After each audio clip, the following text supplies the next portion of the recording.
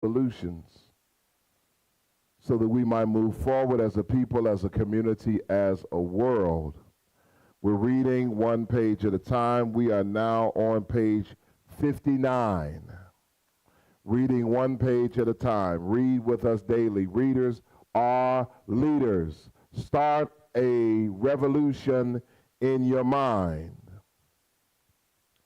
The futility of violence in the struggle for racial justice has been tragically etched in all the recent Negro riots. There is something painfully sad about a riot. One sees screaming youngsters and angry adults fighting hopelessly and aimlessly against impossible odds. Deep down within them, you perceive a desire for self-destruction, a suicidal longing. Occasionally, Negroes contend that the 1965 Watts riot and the other riots in various cities represented effective civil rights action. But those who express this view always end up with stumbling words when asked what concrete gains have been won as a result. At best, the riots have produced a little additional anti-poverty money allotted by frightened government officials and a few water sprinklers to cool the children of the ghettos. It is something like improving the food in a prison, while the people remain securely incarcerated behind bars. Nowhere have the riots won any concrete improvement, such as have the organized protest demonstrations.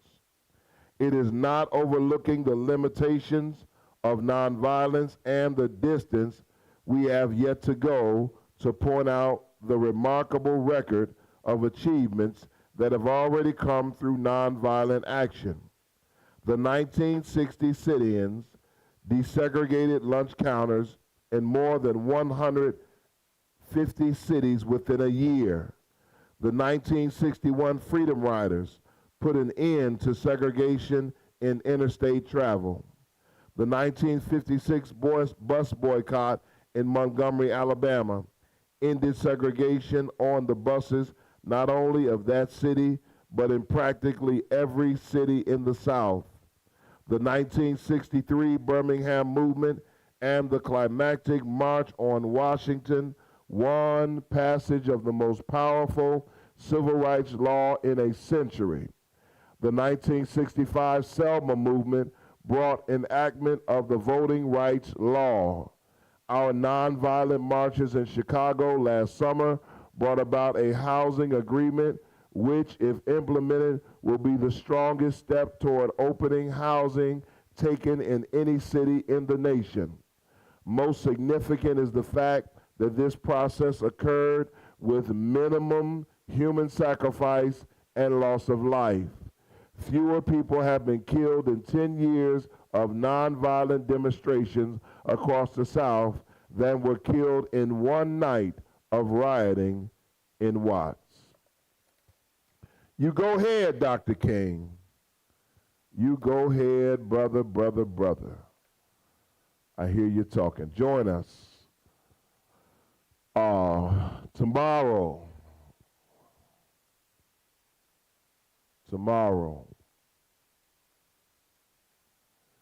Readers are leaders. Start a revolution in your mind.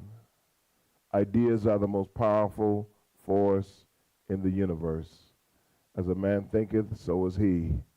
If you read a book today, it will manifest in your life in 5 years. In 5 years, you will know where we go from here, and you will begin to manifest the plan which is laid out in the appendix of this book to bring about empowerment and equality and brotherhood throughout the global economic and social system.